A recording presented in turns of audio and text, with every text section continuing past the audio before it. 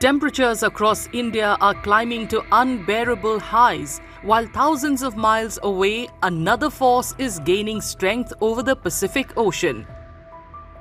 It's El Niño, a recurring climate pattern that increases the surface temperatures of the Pacific Ocean and disrupts weather systems worldwide, often triggering extreme heat and irregular monsoons. The El Nino was meant to be like it was. I think it had different names. It was happening earlier also, but now it's about when your surface temperature of the oceans, especially on the Pacific, for us, it rises above a certain limit that immediately starts affecting our the various countries around it, and of course the South Asia being closest, and all the Pacific areas, etc., they get deeply affected. So that means this temperature, the global temperature rise, affects us in terms of high temperatures, heat waves, as we are seeing, a very irregular monsoon. Here in India, the heat is already carving out its victims. Construction workers continue under blistering afternoon sun. Delivery riders race through heat-singed streets, and those without proper shelter struggle to find relief even after the sunset. This is a deep dive report that we have done for the city of Delhi to investigate that how rising heat and heat wave are impacting us. But when we looked at the data, and which is the land surface temperature, rising ambient temperature, what has come out very starkly is that more than 75% of the city is in the grip of very high heat and extreme heat.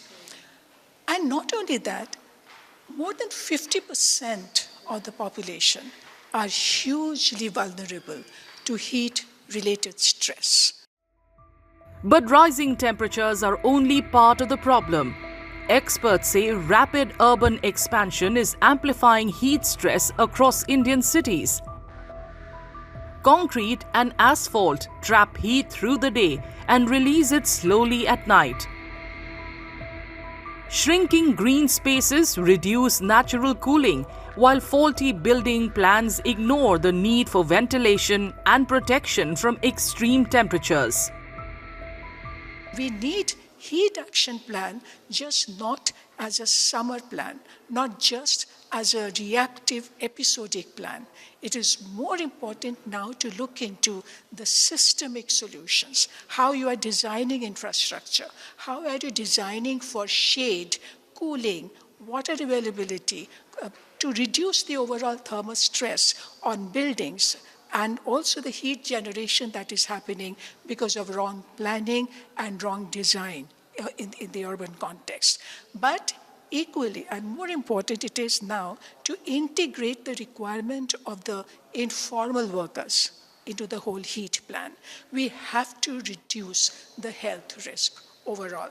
We are facing it already, the wrath. Nobody's felt like this, even the night temperatures now.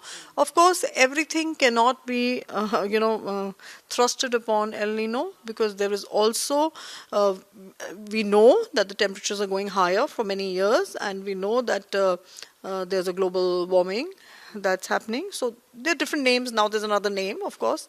But it's also about the climate resilience that we are trying to build in a city which is being concretized. So your heat tends to get trapped, and that's why the night temperatures are becoming so much more unbearable, etc. So it's not only El Nino; it's also about a lot of mistakes on our end.